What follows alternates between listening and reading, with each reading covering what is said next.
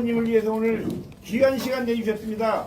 우리 이철우 후보님의 당선을 기원하는 분들만 오셨습니다. 오늘 감사의 큰 박수 한번 부탁드립니다. 오늘 유튜브 협회 봉주루 방송 지대홍 회장님께서 간단한 인사와 함께 MBC 카메라 출동의 이상로 전 기자님이 사회로 해서 진행할 겁니다. 다시 한번 감사의 큰 박수 부탁드리겠습니다. 네, 자, 반갑습니다. 우리 지난 7년 동안 아스팔트에서 우리 참 고생하신 유튜버들, 그동안에 우리가 문재인 정권 때 그 실정을 알리면서 정권을 재창출했는데도 불구하고 또 두 번 또 탄핵당했습니다. 그래서 이제 다시 시작입니다. 다시 시작하는데 우리 이철우 후보님께서 아주 슬로건이 좋습니다. 박정희 대통령을 모델로 하시겠다니까 우리가 충분히 이해하시고, 또 우리 이상로 우리 회원 기자님 간담회로 사회로 열심히 우리가 촬영해 주시기 바라겠습니다. 고맙습니다. 예, 이렇게 시간을 주셔서 감사합니다. 네, 반갑습니다. 여기 와 보니까 뭐 굉장히 바쁘신데 그럼에도 불구하고 이렇게 시간을 주셔서 너무너무 감사드리고요. 예, 오늘 진행 이렇게 하도록 하겠습니다. 오늘 최대한 우리 후보님이라고 말씀드려야 될까요? 그래서 국민들에게 대통령이 되고자 하는 그 뜻을 충분히 이렇게 말씀할 수 있는 그런 기회를 만들어 드리도록 하겠습니다. 그래서 시간 배분을 앞부분에 제가 간단한 거 몇 가지 질문하고 그 뒤에는 이제 충분히 말씀할 수 있는 그런 기회를 만들어 드리도록 하겠습니다. 자, 그러면 먼저 짤막하게 그 가족 상황이라고 그럴까요? 본인의 이력 같은 거를 짤막하게 좀 말씀해 주십시오. 네. 예, 저는 이철우, 그러니까 대한민국을 지켜왔던 이철우입니다. 제가 뭘 했는 사람이냐? 수학 선생 5년 했습니다. 제가 박정희 대통령 선생님 그도 한 5년 하셨지. 수학 선생 5년 하고 요새 국가정보원 제가 있을 때는 안전기획부 들어가 20년 있었어요. 그 나라 지키는 일. 자빨들 잡는 일, 이런 것들. 또 국가 전략을 세우고, 이런 거 20년 했고, 국가정보원에 있다가 제가, 노무현 정부에서 이제 벗어나서, 경상북도 정무부시사를 갔었어요. 그래서 한 2년 있다가, 그 다음에 18대 국회에 들어가서 3선 국회를 했어요. 하시면서 주로 이제 국회 정보위 국가 안보를 지키는 일을 주로 했고, 국회 정보위원장을 했고, 또 당에 있을 때는 당의 사무총장, 최고위원, 선거 나가가지고 압도적 수석 최고위원, 압도적 당선된 적도 있습니다. 그리고 이제 도지사를 2번째 하고 있는데, 도지사 2번째 선거할 때는 22년도 선거 할 때는 경상북도 도지사 선거 뭐 문제 있나, 왜 후보가 아무도 없나, 아무도 저한테 덤비는 사람이 없었습니다. 그래서 제가 그래 압도적 당선되어서 오늘날까지 왔는데, 그러다 보니까 자유민주주의를 지키고 국가 경제를 어떻게 살리는가, 이런 것들을 많이 실천해왔는 사람인데, 이번 탄핵 사태를 보면서 야, 이 나라가 망할 수 있구나. 박근혜 탄핵 때도 제가 탄핵하면 절대로 안 된다. 우리 다 죽는 길로 가는 거다, 이거. 자빨들한테 정권 갖다 바치는 거다. 그래서 탄핵 대신에 우리나라는 헌법을 좀 바꾸는 게 좋겠다. 그래 했는데도 불구하고 연성 사상전에 말려들어서 우리가 스스로 탄핵에 들어가고, 우리 당이 탄핵에 들어간 거예요. 그 이번에도 또 내란몰이에 말려 들어가지고 우리 국회의원들이 12명이나 탄핵에 찬성하는 거예요. 이 바보 같은 짓거리를 계속하는 거예요. 뭐 자빨도 문제지만 우리가 더 문제다. 그래서 자유민주주의가 어떻게 보면 파괴될 수 있구나. 자유를 뺏길 수 있구나. 그래서 위기에 처한 대한민국. 또 경제는 지금 말이 아닙니다. 소상공인들 거의 매일 문 닫습니다. 뭐 지방에는 빈 점포가 수두룩합니다. 하면 전부 점포 임대가 집집마다 다 붙어 있습니다. 심지어 테헤란로 서울 한복판에도 점포 임대가 있더라고. 그 이만큼 나라가 어렵고, 그보다 더 중요한 거는 갈등이 너무 심해서 내전 상태로 거기 갈 것 같다. 그래서 자유민주주의를 지키고 경제를 일으키고 사회 갈등을 봉합할 수 있는 이런 일들을 할 수 있는 사람이 살아온 경력으로 봤을 때 제가 제일 적임자다. 이래서 이번에 구국의 일념으로 출마를 선언했습니다. 자, 그럼 감사합니다. 자, 그럼 조금 더 깊이 들어가도록 하겠습니다. 아까 저 탄핵 말씀을 해주셨는데 이번 그 계엄과 관련된 본인의 생각을 말씀해 주시고요. 두 번째로 윤석열 대통령에 대한 평가를 좀 해주십시오. 계엄과 관련된 본인의 견해, 윤석열 대통령을 어떻게 평가하시에 대한 부분을 좀 말씀해 주십시오. 윤석열 대통령이 누구보다 친합니다. 제가 대통령이 나이가 좀 적어서 내가 형인데 형님입니다. 공개석상에도 형님이라고 하더라고요. 얼마 전에 24년도 11월 15, 16일 날 페루에서 에이펙이 열리는데 경주 에이펙을 금년도 하거든요. 그 미리 한번 가보자 이래서 저는 외국에 나가 있는데도 전화가 형님 에이펙에 가자 하는데 왜 안 가려고 합니까? 에이펙 가자 하는데 제가 이제 부지사를 먼저 보내서 현장을 다 둘러보고 왔기 때문에 페루보다 우리가 잘할 자신이 있다. 그래서 꼭 가자 해서 그 전용기 타고 같이 갔습니다. 같이 가니까 그거 이제 최상목 무슨 그다음에 산업부 장관 또 지금 그 용산의 수석들 비실장들 이런 분들 다 같이 전용기 타고 가는데 점심 저녁을 되게 22시간 타요. 점심 저녁을 하는데 저녁 때 되니까 도지사 형님 안 오시려고 하는 내가 억지로 가자 했으니까 오늘 한잔 합시다 이래가 술도 한잔 하면서 저런저런 이야기를 나누면서 저보고 연말에 돌아가면은 이제 3년째 다 돼가니까 개각을 해야 되는데 형님이 총리를 좀 맡아달라.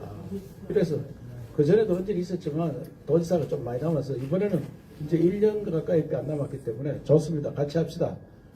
그래가 의기투합해서 또 팔도 좀 걸고 남자도 팔 걸고 술 한잔하는 거 알죠. 그래서 새로운 세 사람 만들어 보자. 이렇게 하고 이제 나는 연말 되면 이제 지명되면은 청문회 준비하고 저는 뭐 민주당 국회의원들 3선했는 국회의원들 20대까지 내가 국회를 했어. 저하고 같이 했는 사람 대부분 형 동생입니다. 민주당이든 우리 당이든. 그렇게 친하게 지냈기 때문에 그 사람들이 뭐 청문회 비토낼 이유도 없다. 그래가지고 잘 됐다. 이래가 준비했는데 갑자기 이제 계엄을 하게 되었고요. 처음에는 의아했죠. 상의도 안 하고 뭐 저도 전혀 몰랐으니까 이거 왜 계엄이냐 이래 됐는데 나중에 보니까 이래가 나라 망하겠다 싶어서 용기 있게 나라의 새로운 길로 가야 된다고 계엄을 했는데 그 계엄을 처음에는 이해를 잘 못했지 모두가. 이제 지나고 보니까 오죽했으면 계엄을 했겠느냐. 계엄을 유도한 놈들이 나쁜 놈들이다. 자기가 마음에 일할 수 없도록 만들 대통령이 아무것도 못하게 무정부 상태. 예산도 다 깎아버리고 그리고 탄핵도 뭐 중요한 장관들 다 탄핵하고 뭐 그래서 대통령께서 결심을 해서 나라를 새롭게 만들고자 했는 뜻으로 개혁을 했는데 그 과정을 보니까 탄핵 소추하는 과정에 그것이 이제 제가 답답한 게 연성사장 전에 멀리 딱 하는 게 개혁이 나오니까 우리 당 대표라는 놈이 아이 그 내란이라 하고 위헌이라 하고 그 바람에 우리가 말려드는 거예요. 거기에서는 오죽했으면 계엄을 선포했겠느냐. 이걸 거기서 막았어야 되는데, 이거를 우영부영하면 따라 들어가는 거예요. 그래서 내가 이 당에 이런 당 대표가 있느냐. 그러고 절대 탄핵하면 안 된다. 그래서 1차는 막았잖아요. 절대 하면 안 된다. 또 성명을 발표하니까 그거 보고 더 내란을 인정하는 거라 하면서 막 덤벼드는 거 보고 야, 이거, 그래서 대통령께서 얼마나 심장이 상했으면, 경상도 말로 심장 상한다 이야기 알죠? 네. 심장이 상했으면, 배신자 이런 놈들 때문에 더 괴로움을 했다. 그래서 저는 이 탄핵 심판 과정에, 또 수사 과정에 보니까 그 안에 그 반국가 세력이 수북이 들어앉아 있다. 이거를 추려낼 수 있는 것이 그래서 내가 연성 사상절이라고 국회에서 발표를 장문에 10페이지를 만들어 발표를 했어요. 1월 19일 날. 그러니까 그걸 보는 국민들이 야, 그 말이 맞네. 여기 연성 사상인 거 모른다고 보통 사람들이. 그 미선이 효선이부터 시작한 거예요. 야들이 2002년도. 그때 대통령 선거 전에 반미 운동으로 갔잖아요. 미선. 교통사고가 반미 운동으로 갔어요. 그 다음에 2008년도 또 반미 운동이 강우병. 지금 강우병 걸려서 뭐 됐습니까? 나라가 망할 정도로 떠들어 놓고. 그 다음에 세월호 때.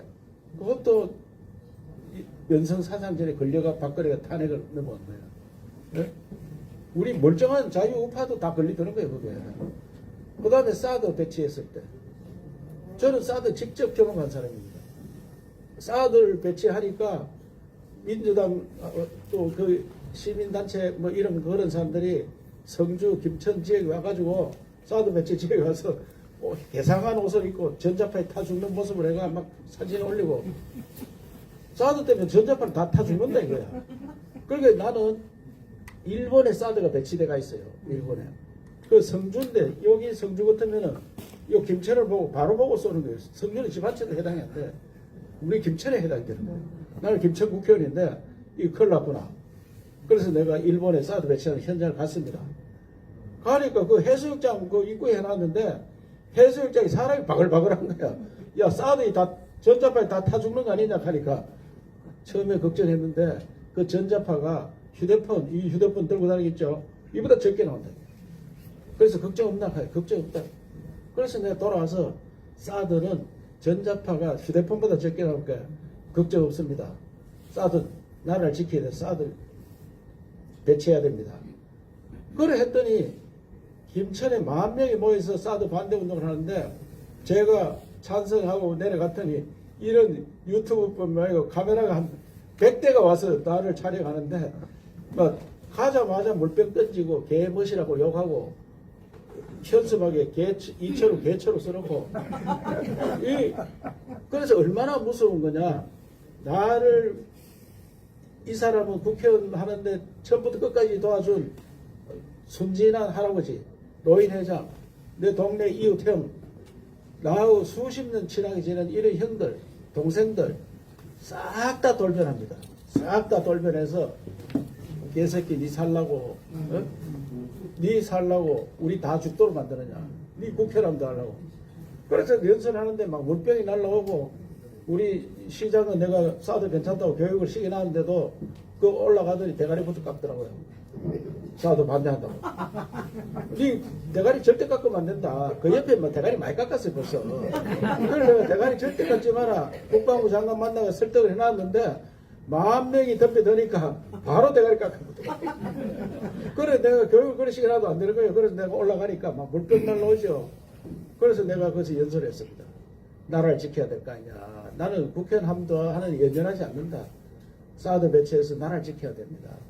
그래 강력하게 이야기를 하고 그 장면을 보면 지금도 야 내가 좀 부드러운 사람인데 저 때는 어떻게 저래 강하지. 그냥 막 물병 날라오는데 가면 싫은 거예요.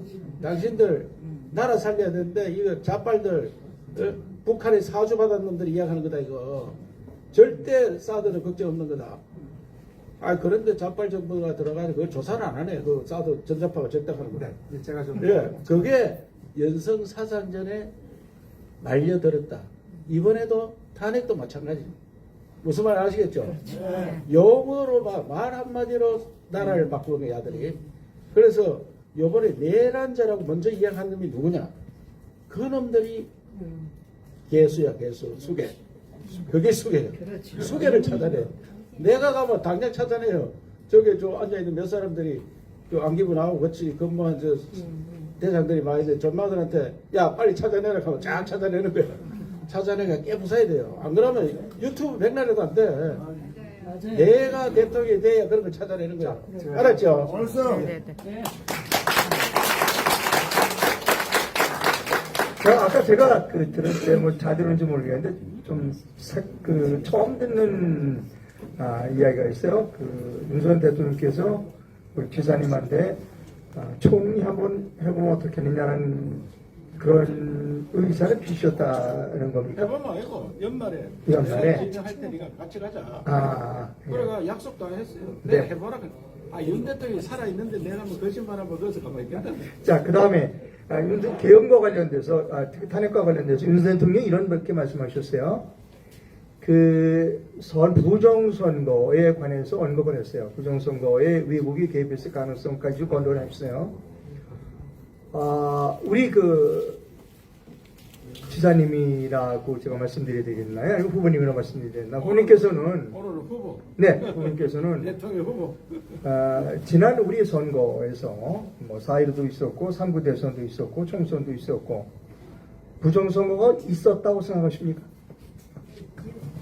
저는 이번에 이영돈 PD가 대수의 법칙하면서 딱 객관적 조사를 했고 가장 의심 가는 거는 53명이 부정선거로 당선됐다고 언제 다 발표했어요. 이름까지.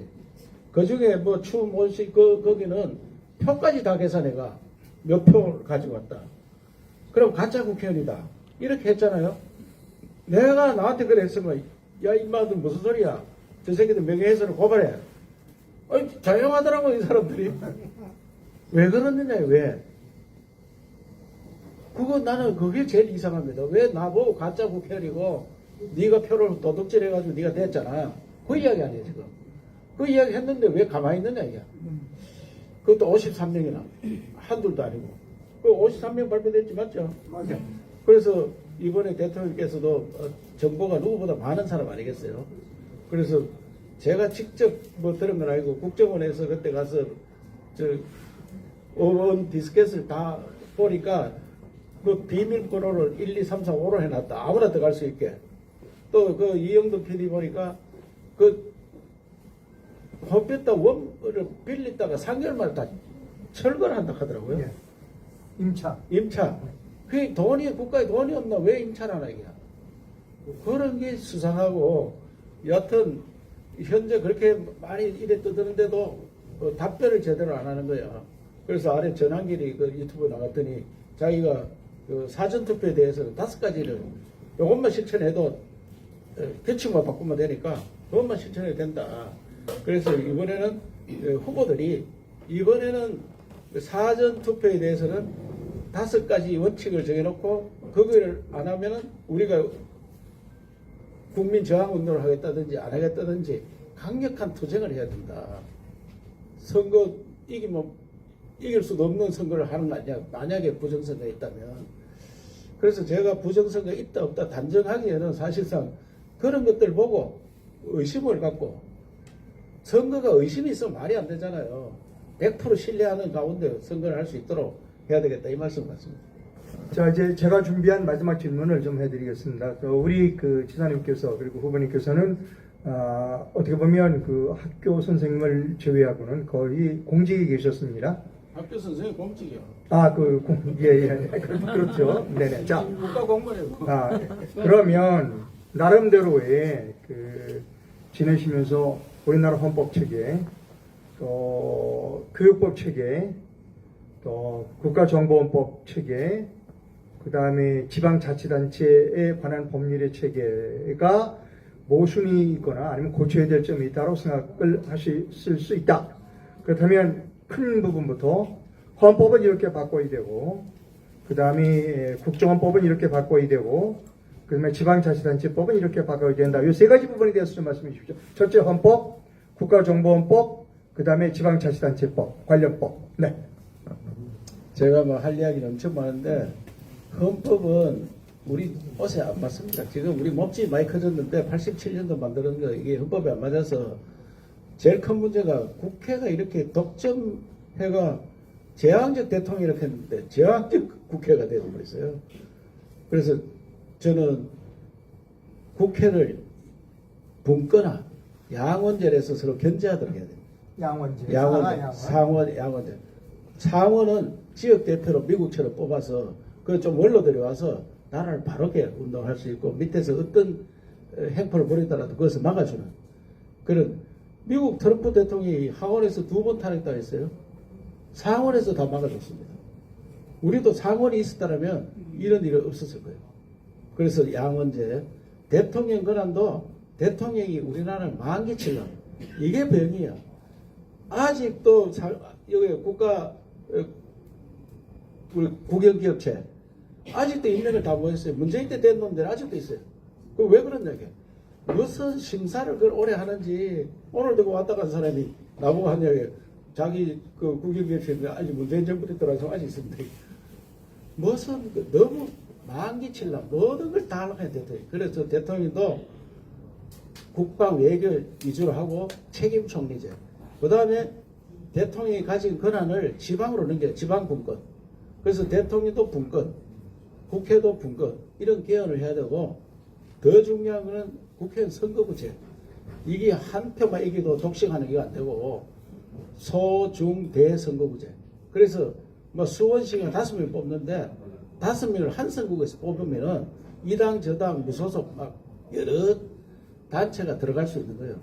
그래서 지금 지역별로 2사람 뽑는 데는 2사람 그대로 우리 구미 지역 같은 2사람 뽑는데 갑을 나누지 말고 갑을 병적 있는 걸 나누지 말고 소, 중, 대 선거구를 하면은 다양한 그 정당들이 들어가서 합의제에 운영이 되도록 하고 그래서 그런 헌법을 바꿔야 되고 그 다음에 뭐 국정법 이야기했는데 국정을 워낙 망신창이를 만들어놔가지고 수사권도 뺏고 무슨 국내 정보도 못하게 되고 해외 정보를 하고 북한이나 하락하는데 그래서 지금 국가정보원에 수사 기능을 줘도 국민들이 이 뺏었던 걸 다시 줘봐야 굉장히 어렵다. 그래서 나는 나라를 지키는 방첩청을 하나 만들어야 된다.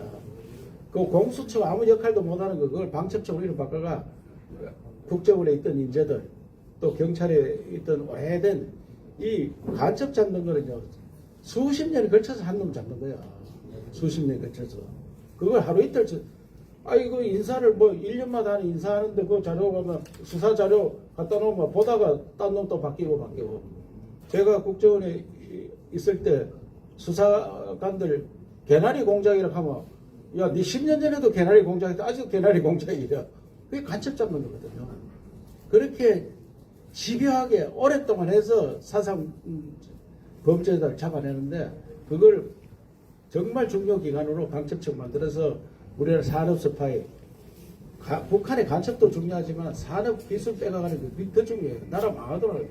그런 것들 만들어야 된다. 그렇게 생각하고 대한민국은 국가 대개조 수도권 일극 체제가 돼가지고 우리나라가 굉장히 지방이 완전 소멸 직전입니다. 도지사 권한이 거의 없습니다. 도지사는 아까 분권해서 도지사 권한도 주고 도를 좀 강력하게 돼요. 전라도 다 합치고 충청도 합치고 부울경 합치고 TK 합치고 500만 단위 이상 가서 거기에 서울과 같은 교육, 문화, 예술, 그 다음에 의료, 교통 지방에도 철도를 지하철 놔줘야지. 지하철 촘촘히 놔서 다 지하철 타고 다니고 왜 서울만 지하철 잔뜩 놓고 지방에는 지하철 없나?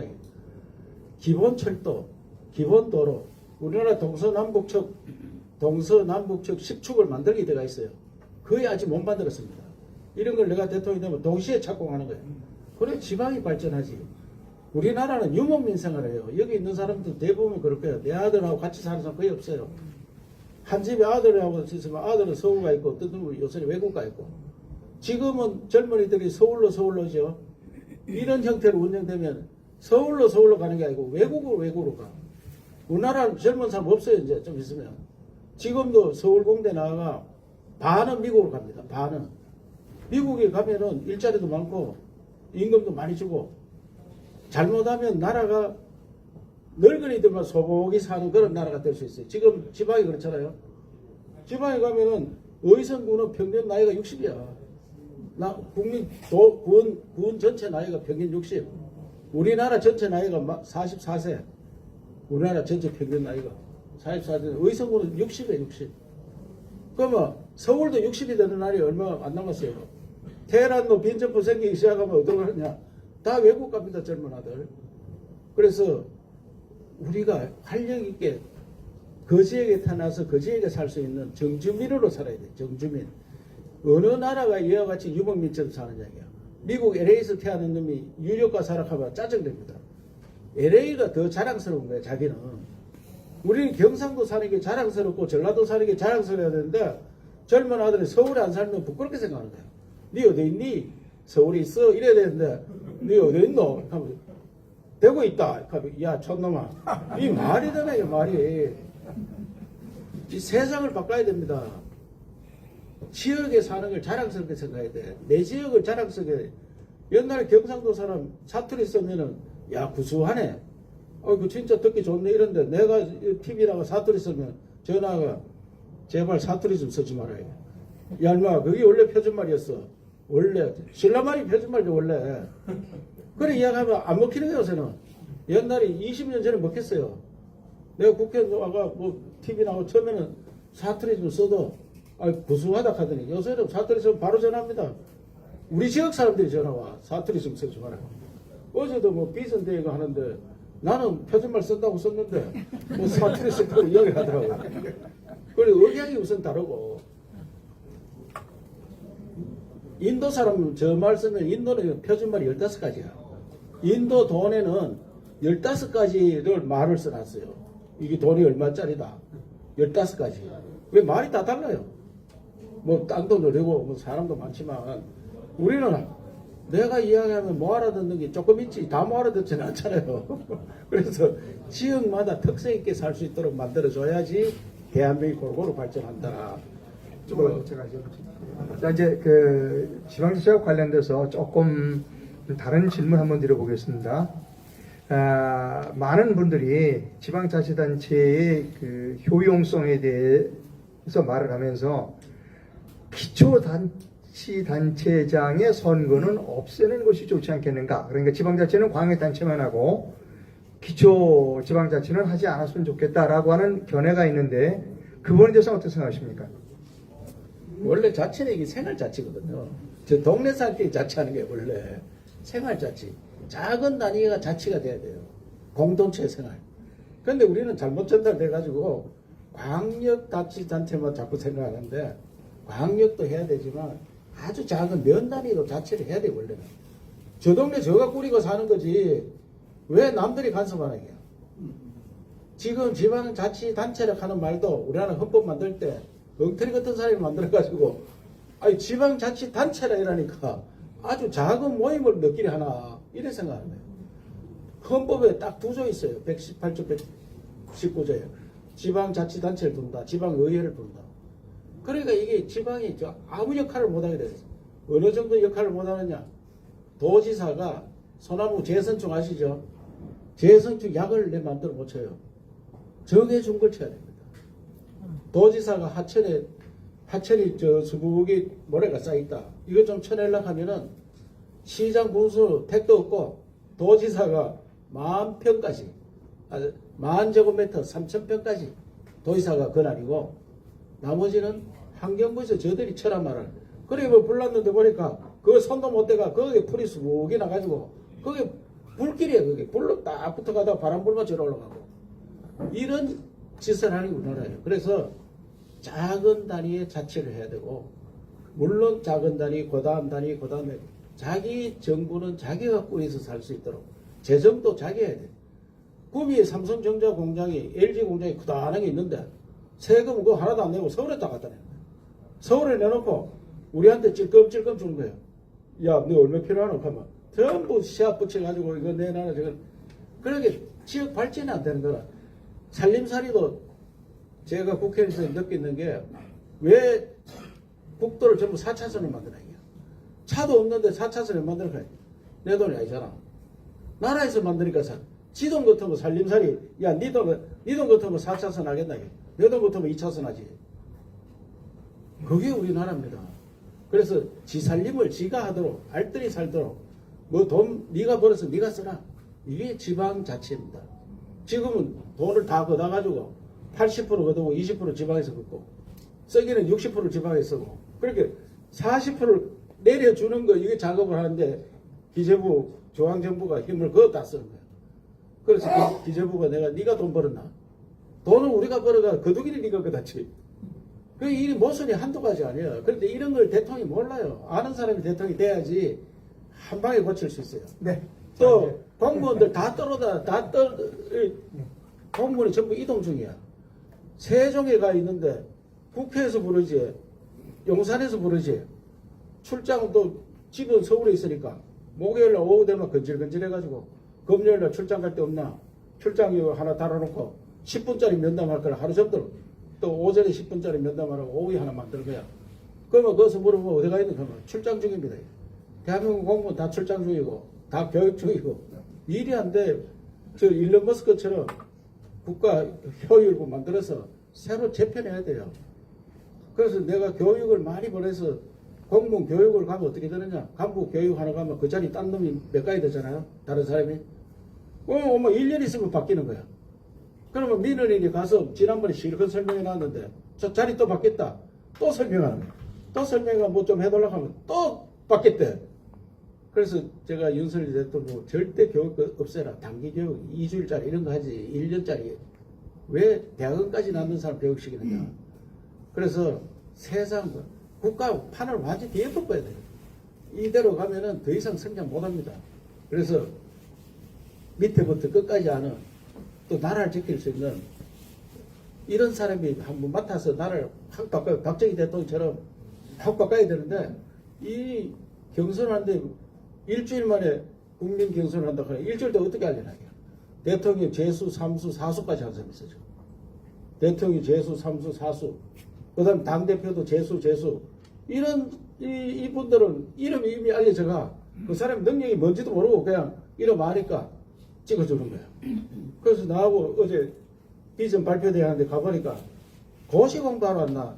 발표하기 전까지 토시원칙에 앉았더라고요. 그래 내가 그래가 무슨 대통령 하나. 대통령은 큰 그림을 머릿속에 들어있어야 되지.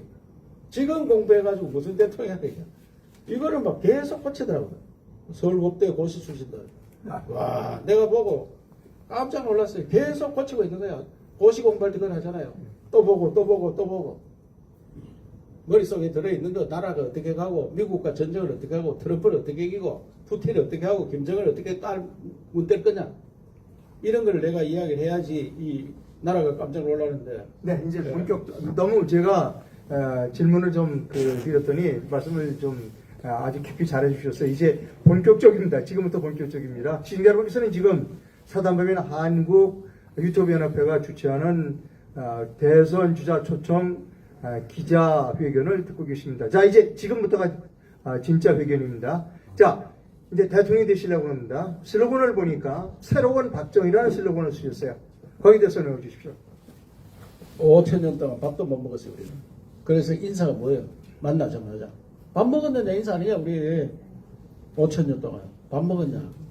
식사했냐? 아침 먹었냐? 점심 먹은 것도 아니고 점심 한 끼 떼었느냐? 점심에 마음에 정을 찍는다, 점심이야. 먹을 게 없었어요. 인간이, 동물이 먹는 게 두 가지입니다. 동물이 먹는 거.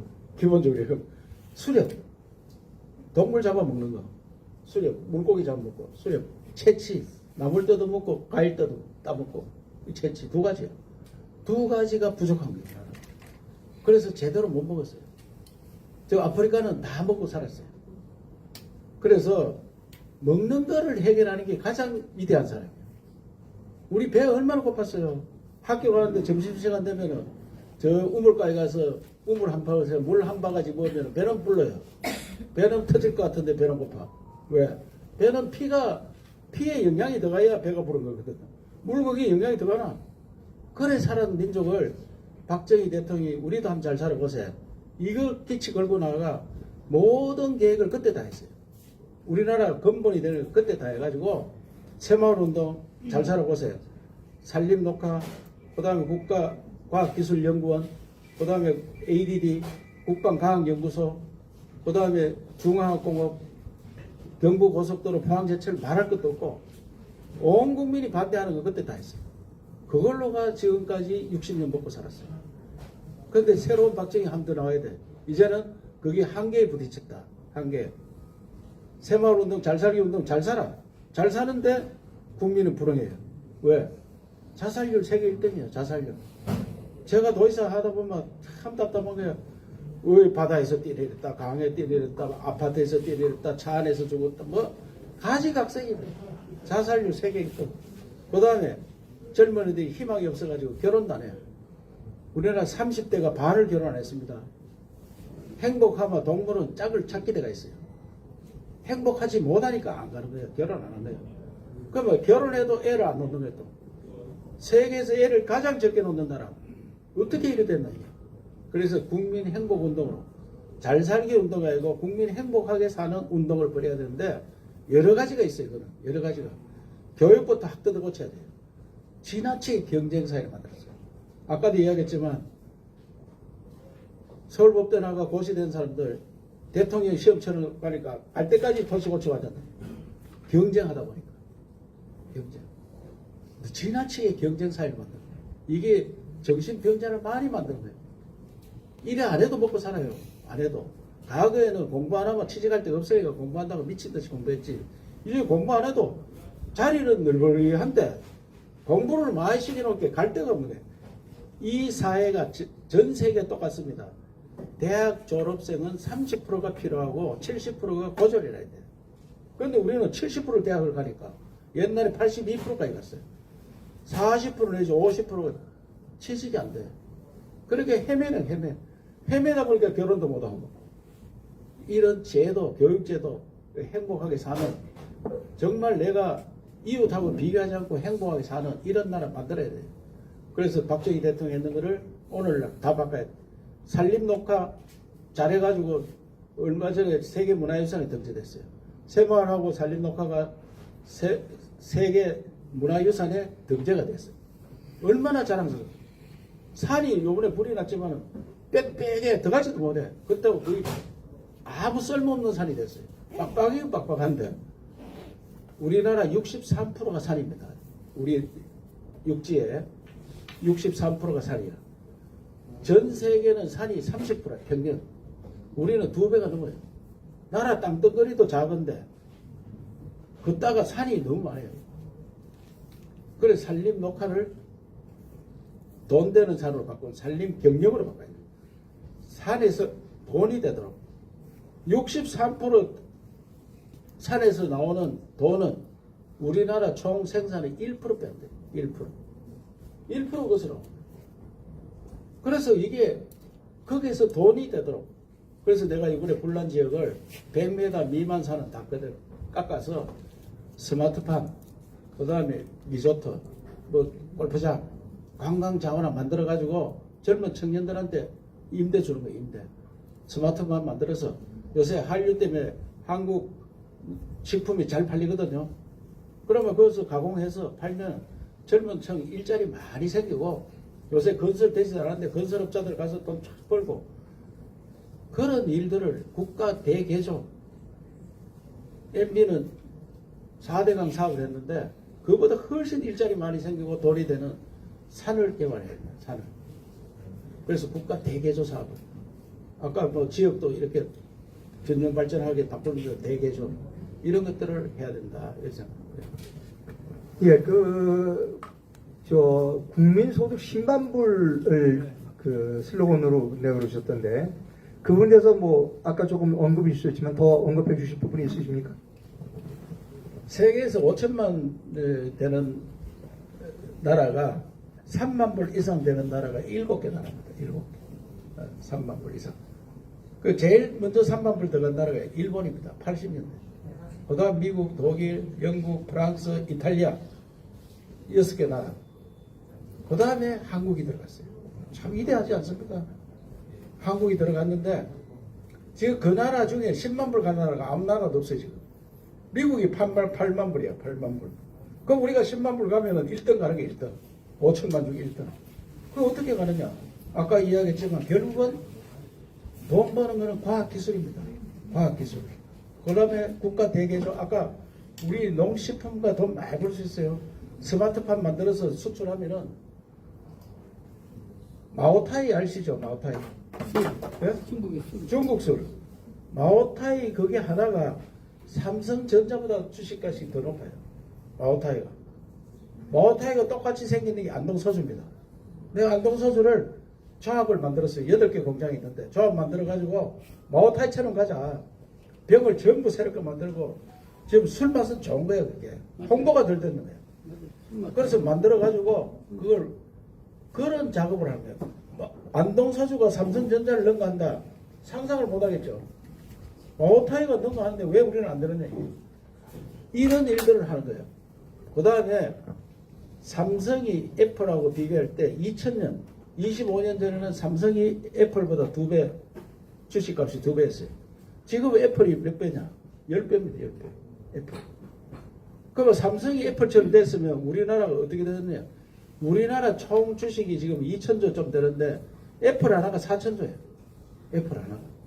삼성이 애플 2배 그대로 있으면은 8,000조가 됐으면 그대로 비율대로 컸으면 대한민국 4배가 부자 돼. 4배. 그리고 내가 부자 되는 거 많이 있는데 DMZ를 트럼프가 가자지구 개발한다 했잖아요. 가자지구. 전쟁터 가자지구를 자기들이 개발해서 관광단지로 쓰겠다. 우리는 전쟁 안 하고 휴전 중에 있으니까 DMZ 우리 비무장지대 거기에 트럼프와 우리 남북한이 공동으로 개발하면 그거는 세계적인 관광지가 됩니다. 관광객 지금 작년에 1,700만인데 5천만 원 단숨에 갑니다. 5천만 원. 단숨에 가고 북한도 돈 벌고 우리도 돈 벌고 트럼프도 돈 벌고 그래 국민 소득이 엄청 올라갈 수 있어요. 제가 하는 몇 가지 과학기술 시대 예를 들어서 몇 가지만 딱 하면은 10만 불 시대 바로 간다 바로. 그래야 우리가 G1이 되는 거야. 전 세계에서 야 이런 나라가 있느냐. 그래서 5천만 인구를 유지하는 게 더 중요하다. 애를 많이 낳아야 될 거 아니야. 이 저출산 문제 이거 해결 못하면 나라 망하는 거 아닙니까? 망하는 거. 저출산 문제 내 해결하는 방법을 하나 가르쳐 드리면은 왜 젊은이들이 결혼 안 하는 거야? 첫째는 경쟁이 너무 치열하다. 고등학교 졸업하고 취직하도록 만들어야 돼요. 전 세계 유럽 선진국들은 다 대학은 30% 갑니다. 30 미만입니다. 고등학교 졸업하고 취직하면 사회에 빨리 진출합니다. 경쟁 덜 해도 됩니다.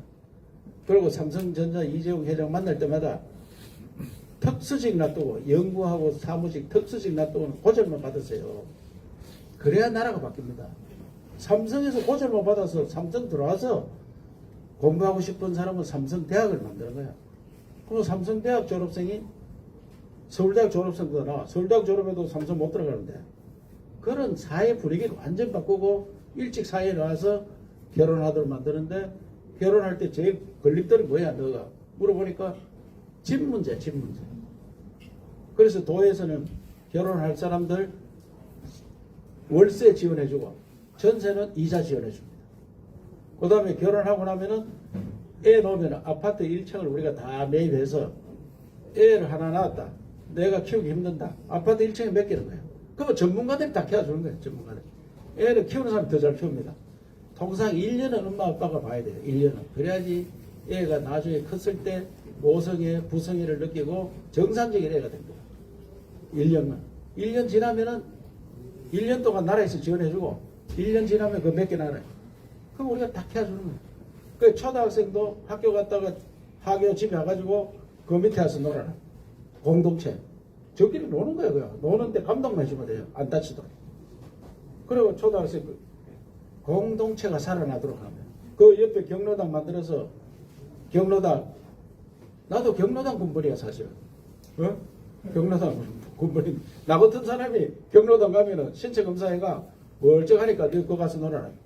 경로당이 그 애들하고 놀면은 한 시간에 5,000원 주는 거야. 할매가 놀다가 5,000원 받으니까 얼마나 2시간 넘으면 10,000원 주고 3시간 이상은 안 됩니다. 3시간까지 15,000원. 15,000원 현금으로 딱 그 이따 나가는 순간 15,000원 딱 지키면 서로 와서 놀락할 거 아니야. 그러면 이웃에 할머니가 그 와서 놀았다.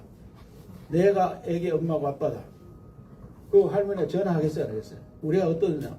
와가 요번에 똥 쌌더니 똥이 노란 걸 나왔다. 그 배가 좀 아파서 내가 배를 주물러 줬다. 공동체가 살아난다. 그래서 경북에 그걸 하니까 인기가 좋아가지고 아파트만 서로 그것도 이사 올라가니까.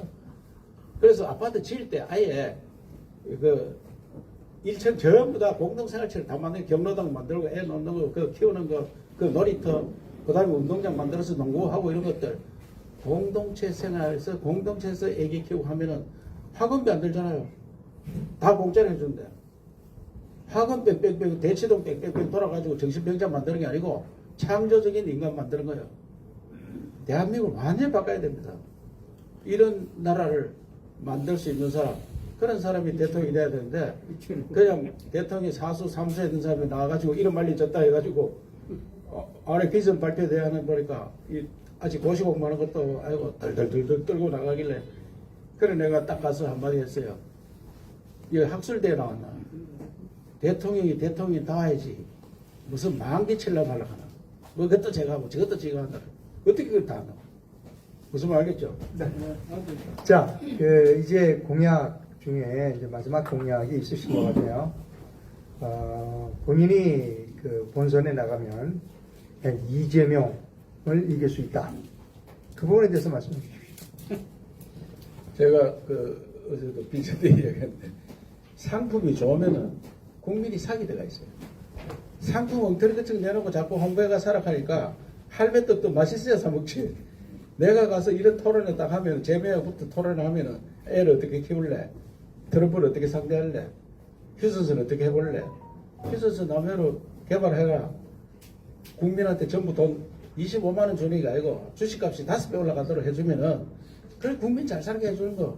이렇게 발표를 하면 국민들이 야, 그 좋은 상품이 있었네. 그 신상품 그걸 사야지.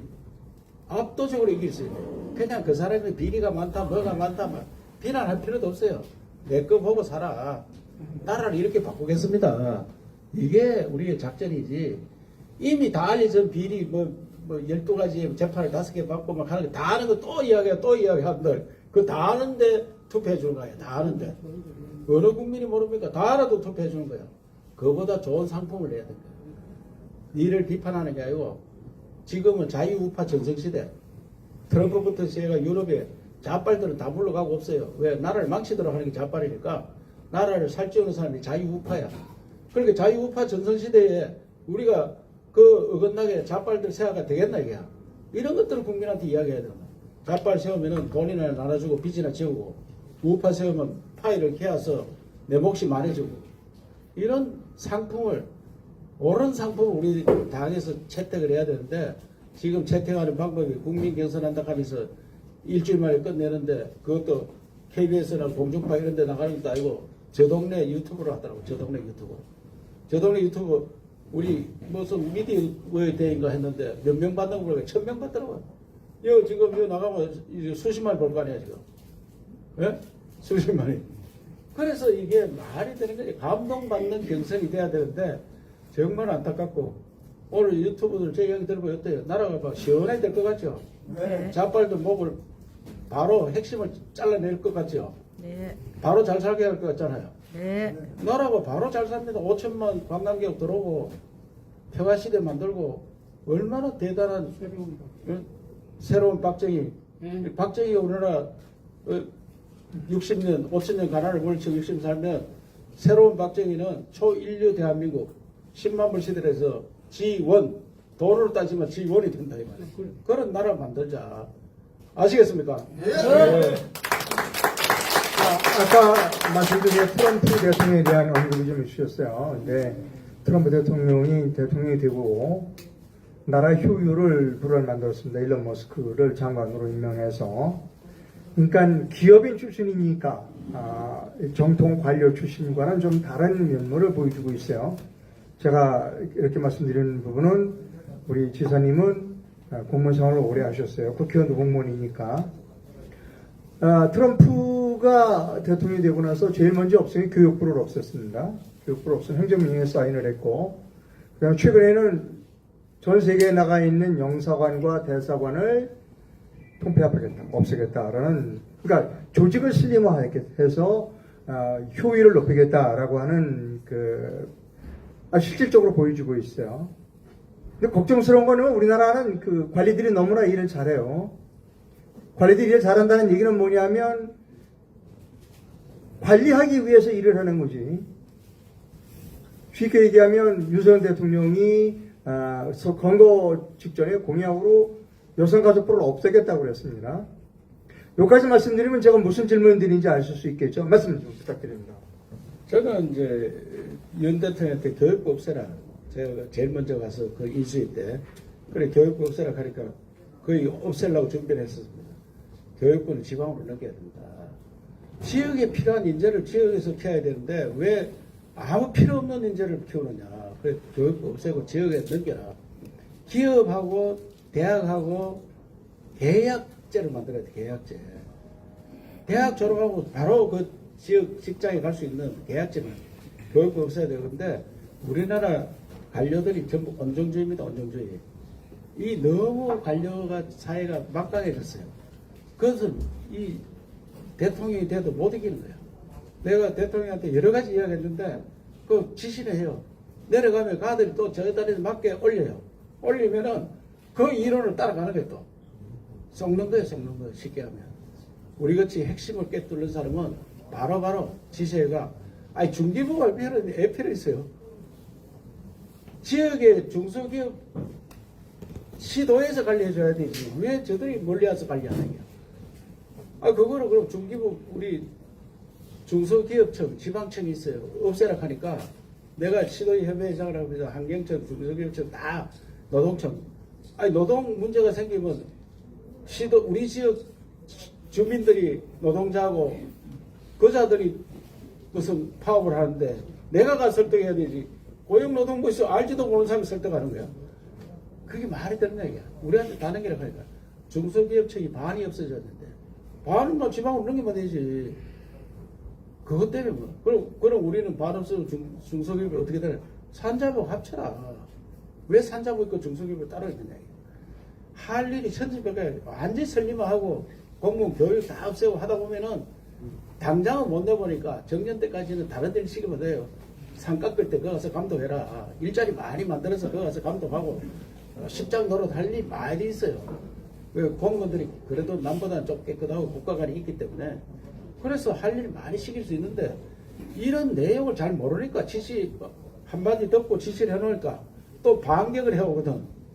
반격해오기 전에 다 철저하게 깨부숴야 되는데 참 안타깝습니다. 제가 여러 가지 보관이 많이 있는데 나라를 어떻게 가야 된다. 그런 보관을 가지고 맡겨만 주면 제가 정말 순식간에 대한민국의 대개조 완전히 새롭게 판을 짜가지고 효율적으로 일할 수 있도록 그리고 국민이 행복해야 돼요.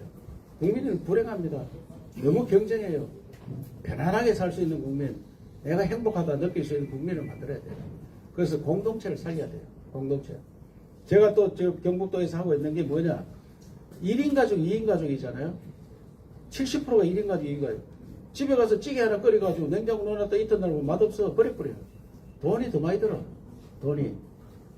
특히 할아버지, 할머니 혼자 있는 사람 아들들이 반찬 갖다 주면은 우리 아버지도 옛날에 그렇더라. 반찬 넣었다 뺐다 넣었다 뺐다 하니까 밥맛이 없어요. 그래서 골골 10년이 되는 거예요. 골골 10년.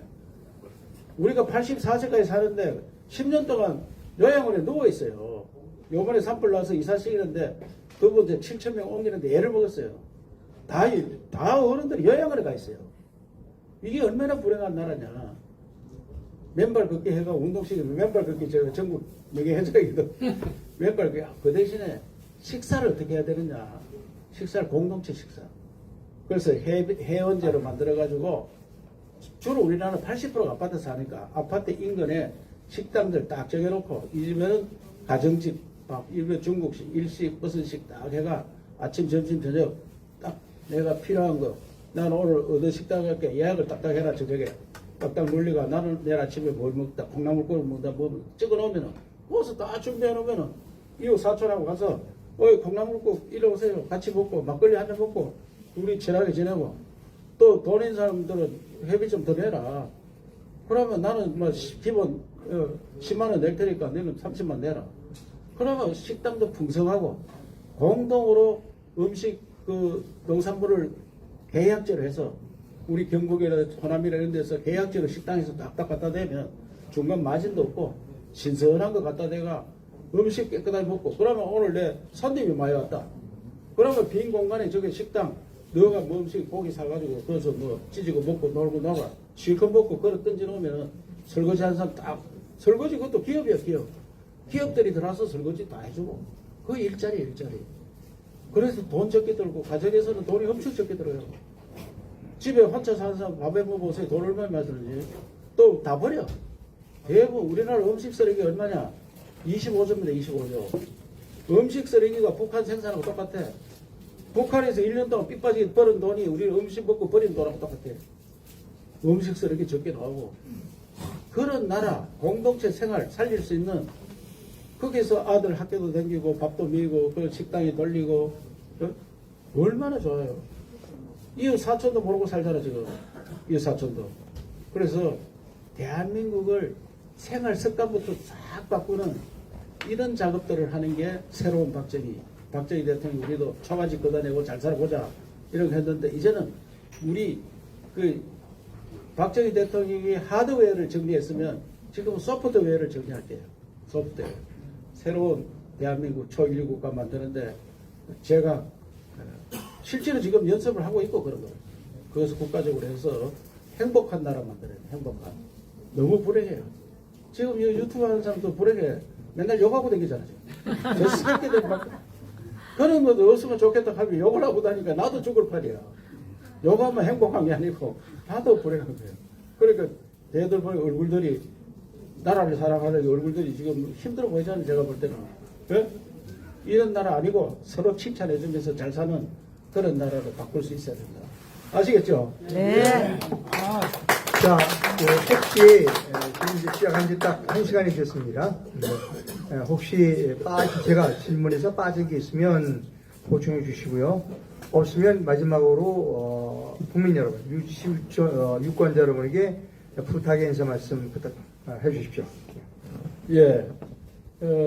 우리 국민의 경선이 국민 경선으로 하다 보니까 그것도 등록하고 15일 등록해가지고 일주일 만에 판결을 나는데 제가 비상장 우량주 뭐 저를 알면은 솔직히 저를 아는 사람들 다 대통령감이라고 하고 대통령 나오라고 하고 많이 했어요. 한덕수 총리 기각되고 난 다음에 바로 저하고 세 번만 돼서 불 때문에 나보고 이 선거법 걸릴까 하고 내가 순화식에서 이야기하는데 대통령감이다. 당신 같은 사람이 대통령 하면 대한민국이 달라질 거다. 강력하게 이야기합니다. 그것뿐만 아니고 여기 조계종 총무원장 누구누구 뭐 대주교 무슨 뭐 이런 분들도 내놓으라 하는 분들이 이처럼 만나보고는 이 사람이 대통령이 해야 된다. 그런데 지금 알리지지를 해가지고 아까도 이야기했지만 대통령 사수, 삼수, 재수, 당대표, 재수 뭐 이래 한 사람들이 많이 알려졌어요. 인기 투표도 아니고 알려진 사람 투표하는 거예요. 그래서 제발 비상장 우량주, 신무기 이 사람이 나가면 나라를 옳게 다스리겠다. 이걸 꼭 여기 있는 유튜브들이 알려주시고 국민 여러분께서도 판단을 잘 하셔서 새로운 대한민국 만들어야 됩니다. 박정희 정신으로 초인류 국가 한반도 기적을 만들 수 있는 한강의 기적이 아니고 한반도 전체가 기적이 일어나는 그런 일들을 제가 만들어 보도록 하겠습니다. 국민만 믿고 제가 힘차게 나가도록 확실히 밀어주시기 바랍니다. 예, 감사합니다. 오늘 시청해주셔서 감사합니다. 지금까지 시청자 여러분께서는 사단법인 한국유튜브연합회가 주최한 대선 주자 초청 기자회견 첫 번째 시간 이철우 전 경기도 지사님을 모셨습니다. 오늘 나오셔서 감사합니다. 예, 네. 감사합니다.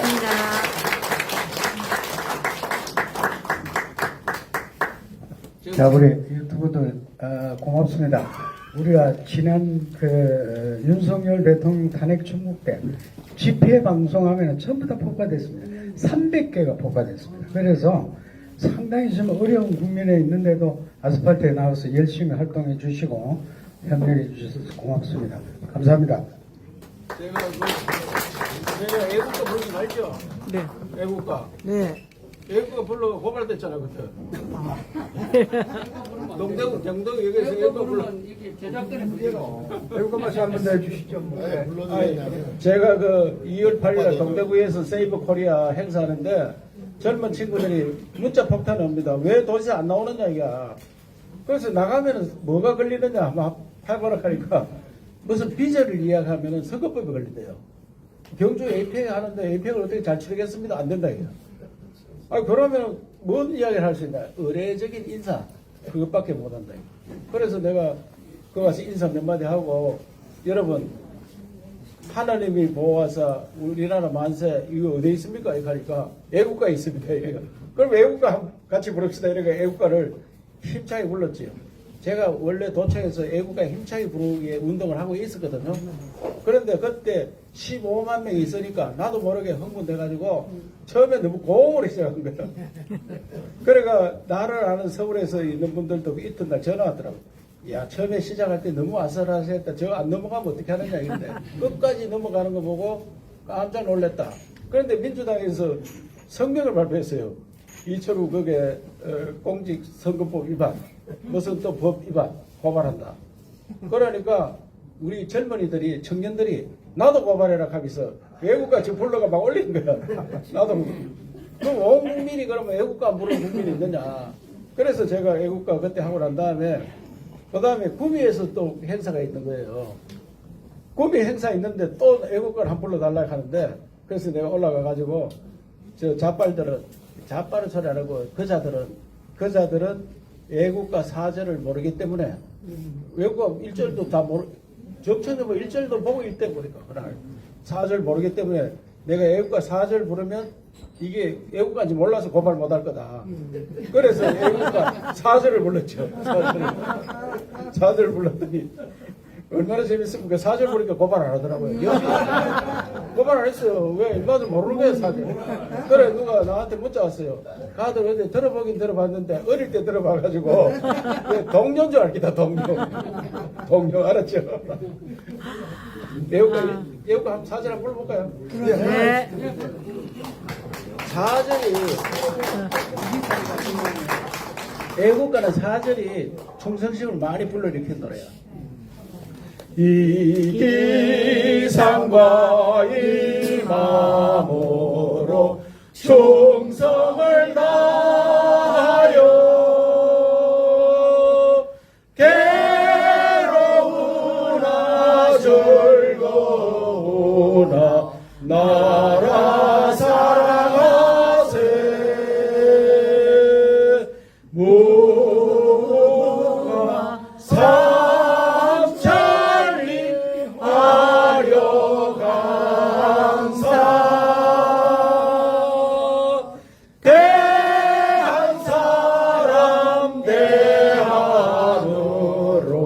길